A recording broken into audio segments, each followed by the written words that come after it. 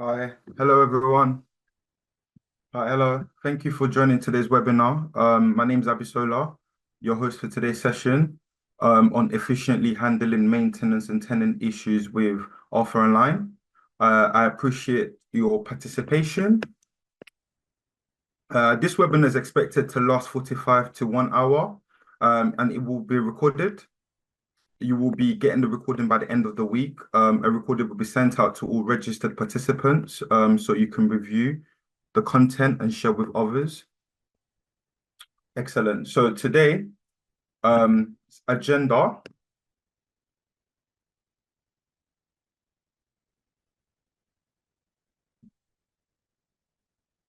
Yeah, I'm a bit smaller.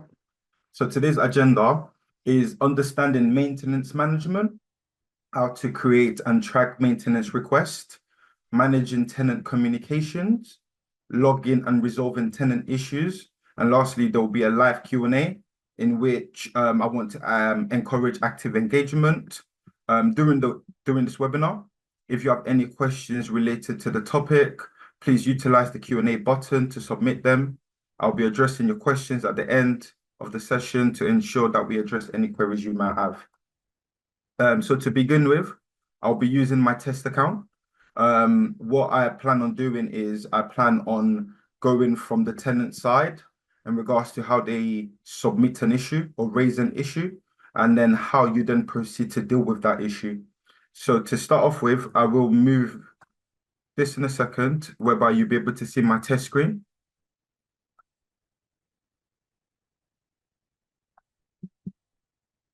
There we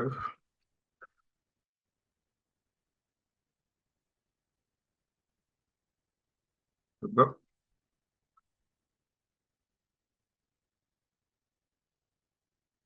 So this is my test tenant account in which I used to submit an issue. This is what the tenant will see from their end. They will be able to raise an issue from this section. What they will need to do is they will need to go to raise issue section from here and then raise new issue, right? So the moment, go to continue, they could select, it says, please select the appropriate description that best suits the issue. So what they would do is they would have to choose one of these options here. For example, it could be maintenance, and then they have to put a description.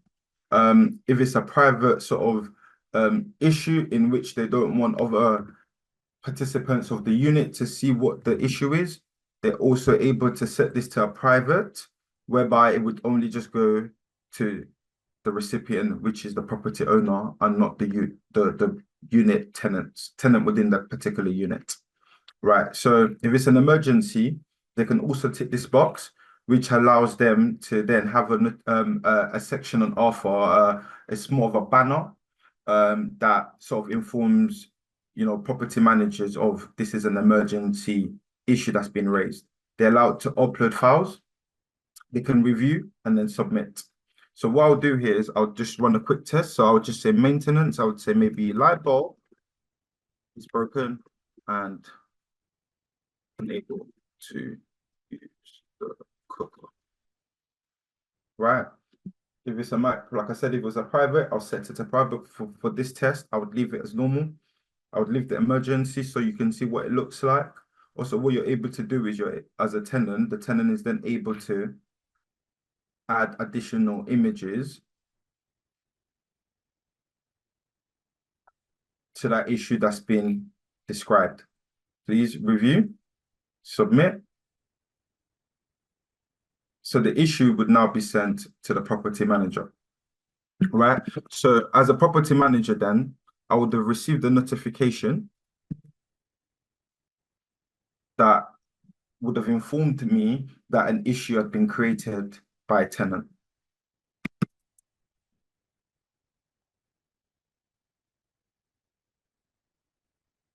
Right.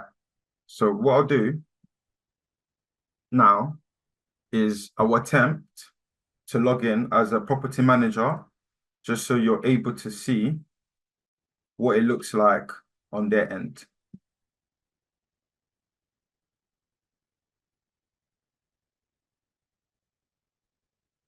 Please bear with me.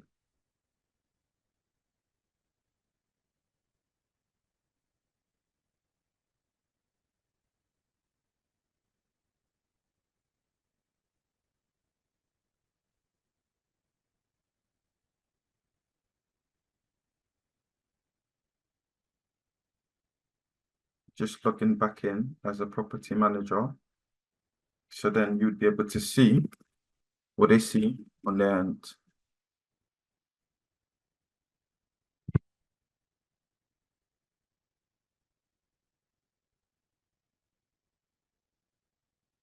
So this is my test property manager account. And you can see I now have one new tenant issue. The moment I log into this, you can see it's the issue that I just created from the tenant side. As you can see, there's a tag on here that just shows as emergency. You have the reference, you have the date it was created, you have the status. So you have a lot of the issue information. Now you can determine on how you want to deal with this issue, right? So you can deal with this issue, but internally, which you might need to add a task to it, or you might need to deal with this issue externally, which means you need to assign it to a contractor. And the way it works in terms of internally, right, is you just need to go to the drop down here, and then you need to go to so it's already would have already created as a task on the system. So if you go to the taskbar, you should already see it would have created itself as a task on the system, which you can then assign to a particular property manager. So you could say edit task and then just assign it to a property manager, right? If it's a work order that's required, what will need to happen is you just need to go to this section here, you go to more, and then you go to add work order, title. So you could just, normally what would happen is it should sync all the information from the task to the work order. So let me just do that properly so you can see what I'm referring to. So if I go here and I go to here, and I go to add work order. As you can see, the description is not there. You can add a title. So you could just go to the description and copy and paste that as the title. You can select a work order service. So whether this is a plumber you might need, a bricklayer, a block manager, a carpet supplier. So we have all different types of work order services that you could possibly use. And if it was just a general maintenance, then all you just need to do is just go maintenance and select general maintenance. You can add work order time settings as well. So what you can do is if you've got the start date of when you want the work to begin, you can always add it, the day you expect it to be due, the work order budget, as well as the allocated hours, the actual hours it took to complete, and the price that was paid per hour. If an image was added from the task bar or the task section, it will show up in this section as well within the work order.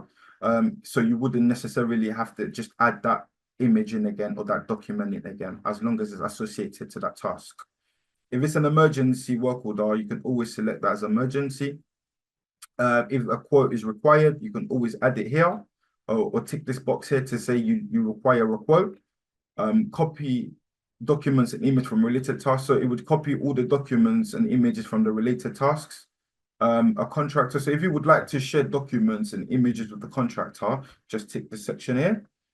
If you'd like to add the tenant's details from the contractor there. Share unit and property access details with a signed contractor. You can always add that. You can always tick this if you do want to share the unit and property access details. If you want to share documents with documents and images with the tenant also, you also have the ability to do so. And also if you want to make it visible to the tenant, you can. So if I go to save here and I go to the next page. Okay, so now I have the option of selecting a contractor in which I want to assign the work order to. So what I'll be doing here is I'll just be selecting this contractor and inviting them to the job.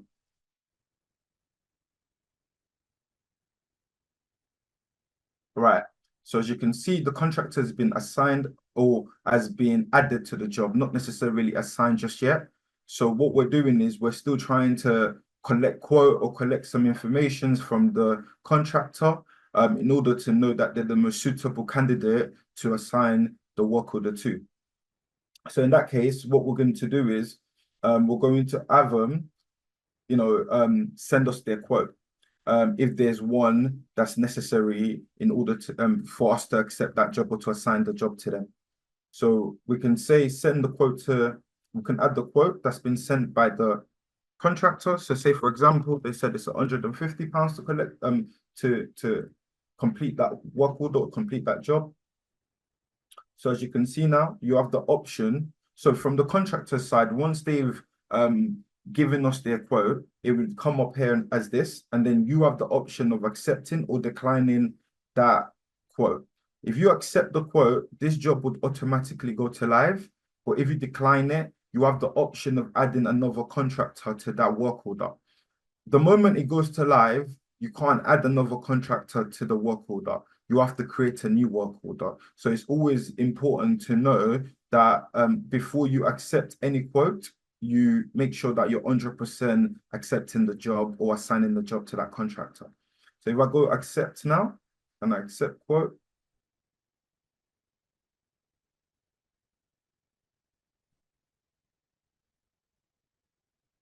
as you can see, the job has not gone to live. The contractor would have been notified that the job has been, well, you've assigned the job to them because it's been accepted by them. They'll be able to see all the necessary information and documents that you've added to it, and also the work order set and work order detail settings or information that you've added. You can always see the activity log in case you want to see what's transpiring within that work order. You can always add documents, extra documents, and access management details if you do want to add them at a later date. If there's an invoice that needs to be added, it can be added from the contractor side, which will then reflect in this section here. If we just go back,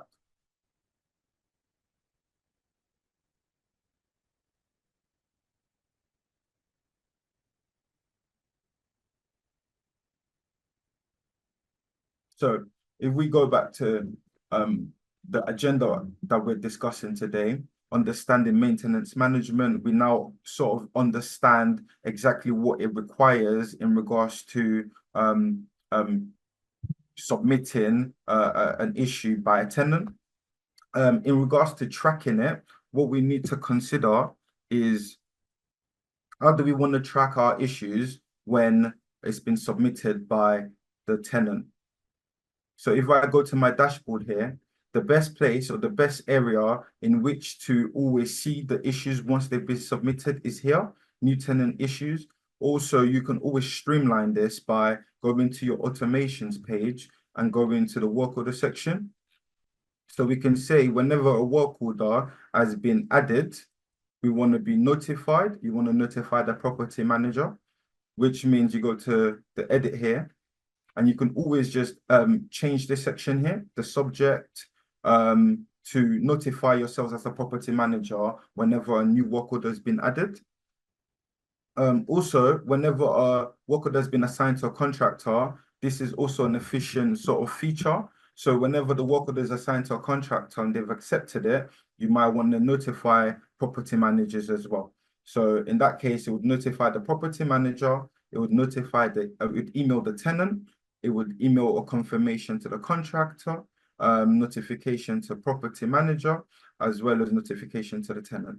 So these are all features within the maintenance section or the maintenance field to streamline your processes. Right. So let's go back to work orders again. So in regards to this work order that's been created here, if we want to now change this work order, say for example, this is not a work order that we want to go ahead with anymore for a particular reason, we can always just update the status. So I would suggest you cancel the work order and then create a new one, because you won't be able to edit this work order from the moment it's gone to live.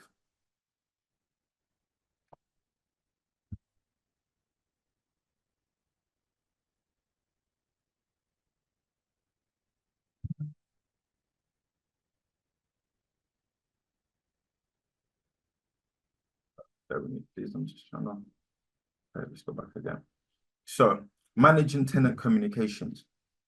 The most efficient way to manage tenant communications is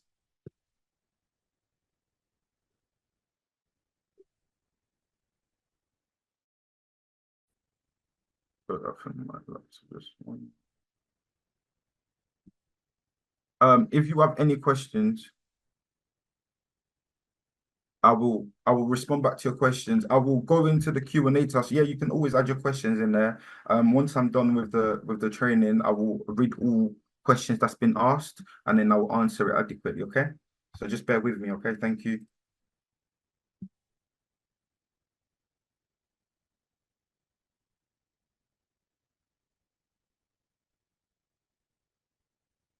So so in regards to login, again, so in regards to login and resolving tenant issues, we've sort of gone over it. If we're referring to managing tenant communications, the best way to deal with that is by, let's go back into my tenant account. So it's by going to the messages here and post the message. So what happens is you have the option of selecting who the recipients of that message will be. If you'd like to have that message with the property manager, a tenant, and a property owner, you can always add them all onto one thread and just add your message. So say this will be completed in 5.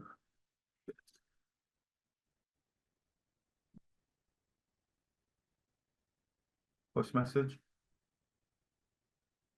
and send message. So what would happen now is both the property owner as well as the property manager as well as the tenant have now been added to one thread, which means communication and dialogue can now be had over that thread, as they would all have received it now. So yeah, that thread would be the best and most suitable way to then communicate to your tenants about how long the job might take or exactly, yeah, more information in regards to the work order. If there's any access management details that you need to send to the contractor for them to be able to maybe access the property or to the unit, it's very essential to add the access management information in there as well. Just by going to add access management and then just adding the type of key it is or the type of information you want to add to it. Okay. So what I'll do now is I'll have a look at the questions that's been asked, and then I'll see how I can answer it. What would happen, or if we would put work order on hold? So if you put work order on hold, it just means that no job is being done to that work order. It means it's you can always then set it back to live at a later date, but in that current moment, it just means nothing's happening on that work order. If a contract doesn't use the portal and communicates outside the portal, the property manager add the invoice. Yes, you can absolutely, but it would have to be on the document section, not the statement section. So you can add it, but on the document section. In this case, what would the statement tab show on the work order? I don't quite understand, Stephanie. If you'd like to just rephrase, please. Main problem we have is contractor forgets to send a message to the tenant on when they intend to attend, but scheduling the feature not really on the contractor send it would. Yes, that's absolutely correct. Yeah, you would only be the one who could schedule it. How can you schedule a work order as a contractor? You can't, unfortunately. Only a property manager can create a work order, not a contractor. Yeah, Stephanie, if you want to answer your question, if you want to ask your question again, I'll be able to answer it.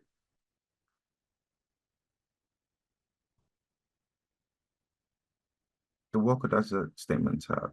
It would show the quote. No, it won't show the quote on there. So what it would show is it would show whatever the contractors added on their end. So the contractor will have the option of adding a statement from their end, which is what will reflect in that section. But if the contractor has not got the app or they're not going to be using Alpha, what I would suggest is for you just to add it to the document section. Does that make sense?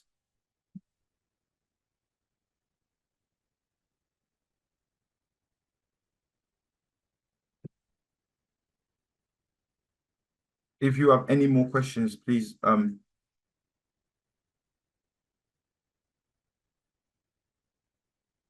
Right. So, just to continue, in regards to streamlining your maintenance process, also what you could do is, okay, sorry, is that we've seen the contractors assign a work order, but they haven't accepted the offer to work order dashboard. At the moment, it's only showing one contractors invited. Okay, so what Anonymous, what I would suggest you do is raise a ticket on our portal right now in regards to your issues, and I will have one of our team members specifically assist you with it.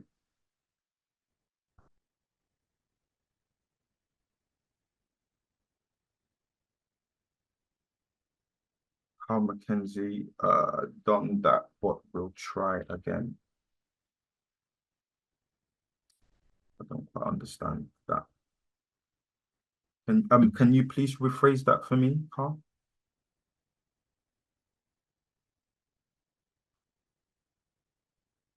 Right.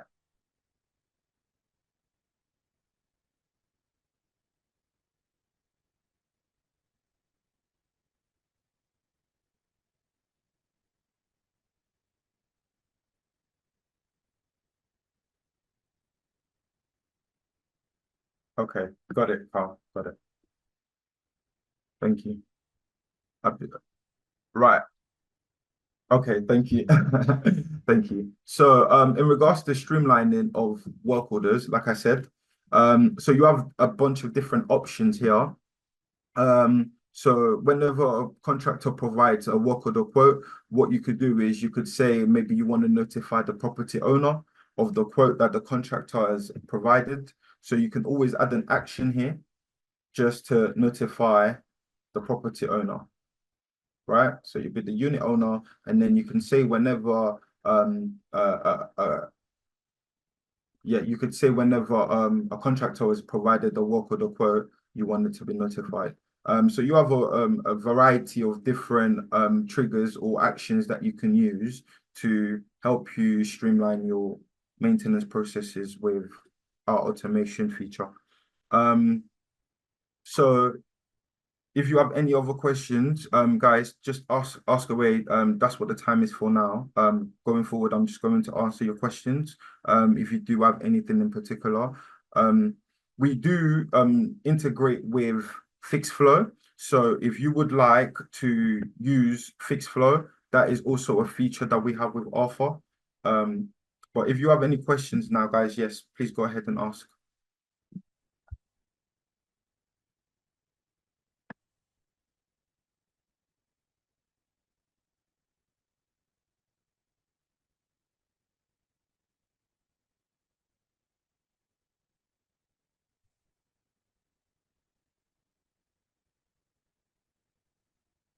Right. Okay. Okay. Okay. I got it. So in regards to adding work orders onto the system, you could do that on different sections. So you could do that on a tenancy section, or you could do that in the unit or the property section, just depending on where the work order or the job is going to be done. For example, if the job is going to be on the property level, what I would suggest you do is just go to the property level here and then go to work order and just add the work order to that section. Yeah, and it would be the same for if it was on the tenancy section.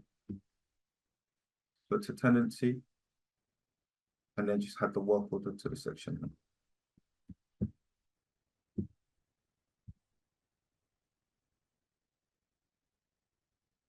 No, a contractor cannot cancel a work order. Only you can do that. Or the option they have to do is just to accept or decline a job that's been assigned to them.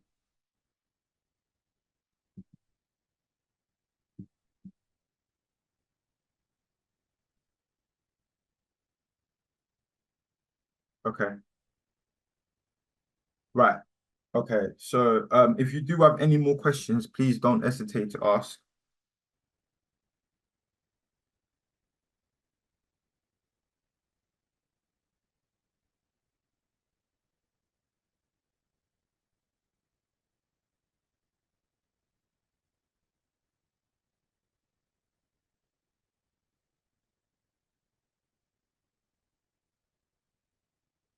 If you add the work order to a tenancy, will all staff be able to see it at the same time? Yeah, absolutely, they will be able to see it.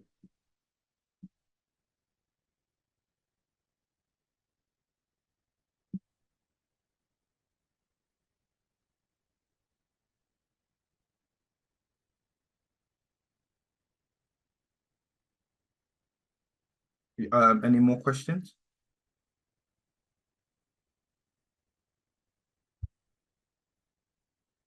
Currently, we only add to units, never tenancies. Yes, the reason why we always suggest to maybe add to unit is because it stays on that unit. So say for example, if you've done a job or a job has been conducted on a particular unit, whenever the tenants leave that unit, the work order would still stay within the unit.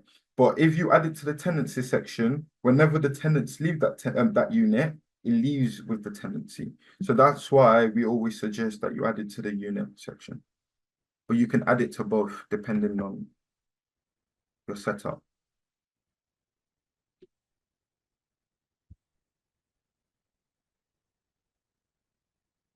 How do you get contractor linked up? So how do we get contractor linked up? Excellent question. So in regards to adding of contractors, so what you want to do is you just want to go to the contact section over here. Then you want to go to contractors and then add a new company.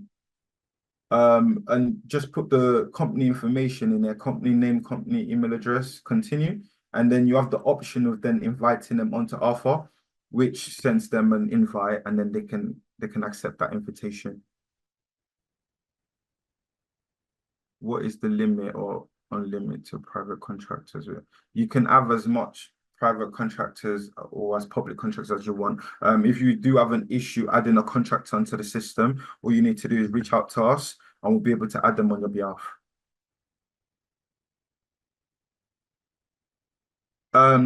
So the tenants can see depending on if you're sharing that information with them. So as you can see, where we were earlier with work order, we had the option of sharing that work order or sharing can you see tenant detail?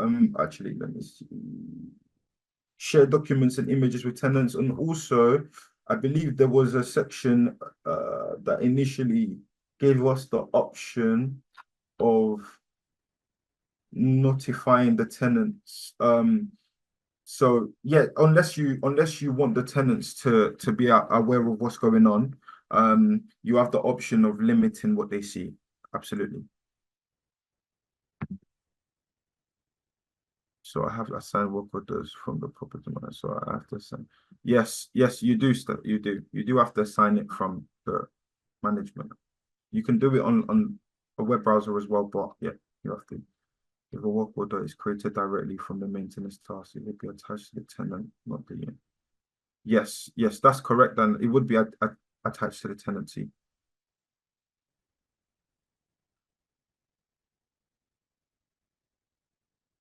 Yes, you can add them. Joanna, all you have to do is make sure you don't send them an invitation. So they will be on the system. They just won't receive an invitation to join the system.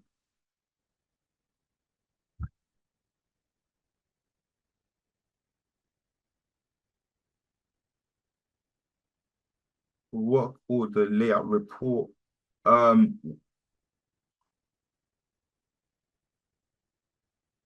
I think that's just a form of report. Work order report. It's just the type of it.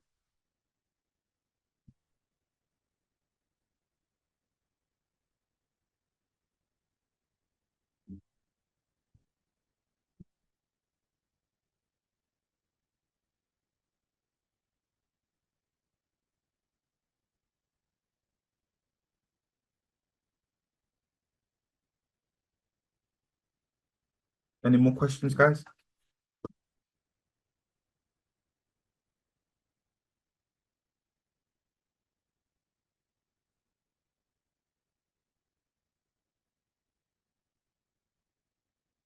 Can you send the invoice from contractor for payment?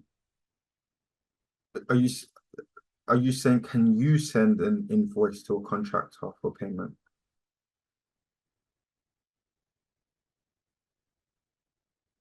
Please.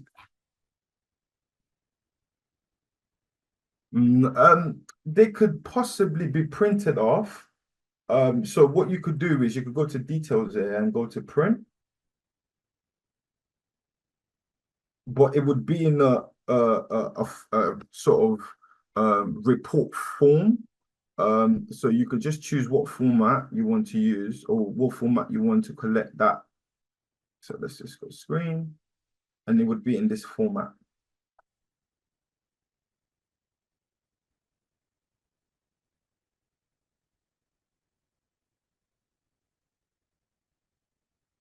No, they can't. They can't reply back to text messages. No.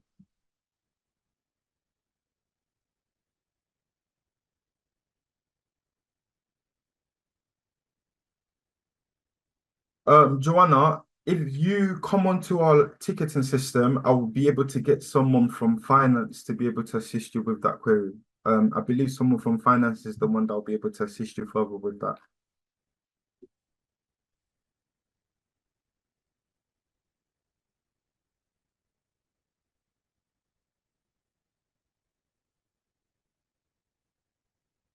Yes, I believe so, Sheila. I do believe you can, but I also think maybe you need to speak to someone from our reports team. They'll be able to tell you the formatting and the best way to collect that information.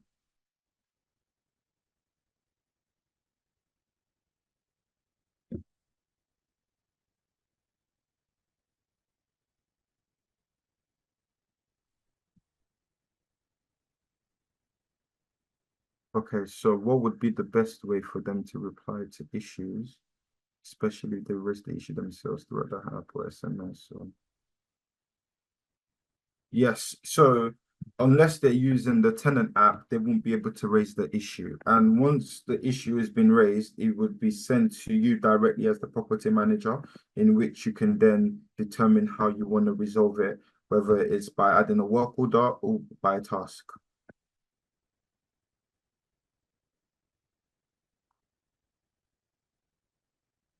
Oh, I see what you mean now, Stephanie. What would be the best way for them to reply back to an issue is by raising it via the app, and communications would then go through there.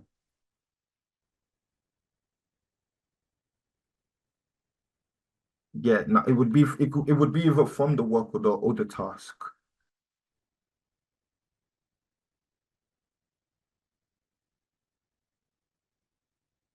If it's BCC Kim, it would they won't be able to see it. If it's BCC, if you they won't be able to see it as long as yeah they won't be able to see it. No, as long as it's a group message. Yes, only through the Tenant app, Stephanie.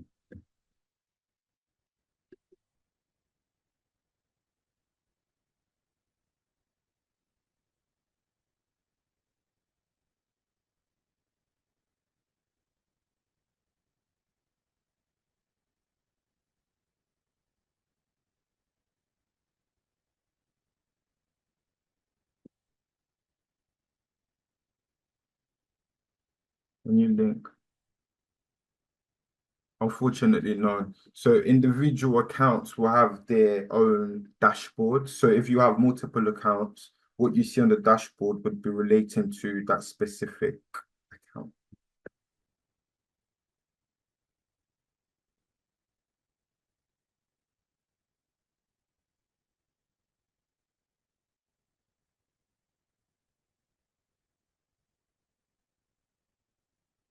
Is there any way we can have contract contact?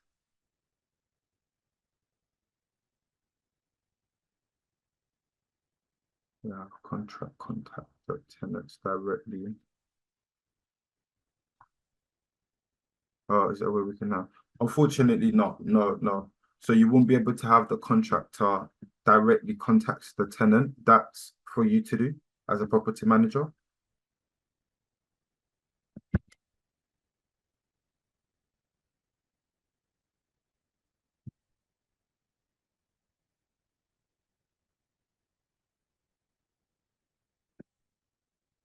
Scheduled actions, I believe.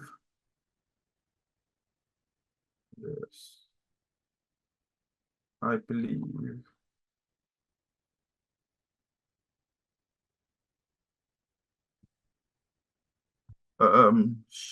Schedule actions can be used. Yes, I do believe so. Let's have a look.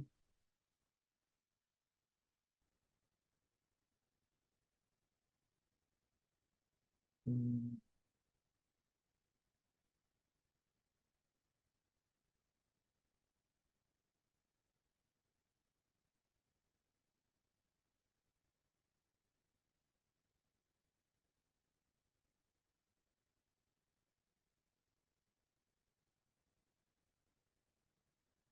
No, actually, I don't think so. I think that just goes to letting agents, property owners, property managers, and yeah, I don't believe it goes to contractors. No, Stephanie. But I can double check that and get back to you on that.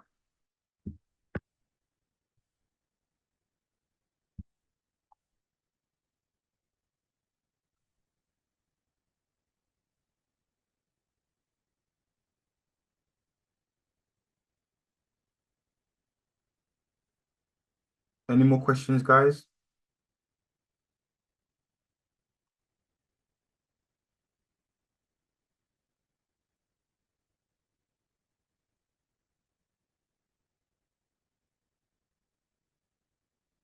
Okay.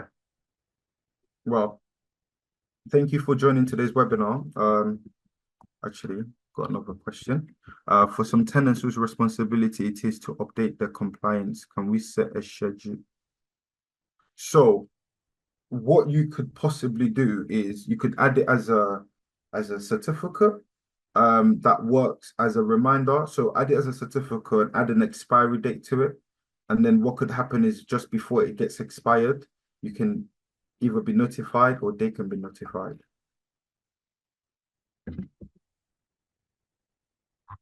You're welcome, Daniela.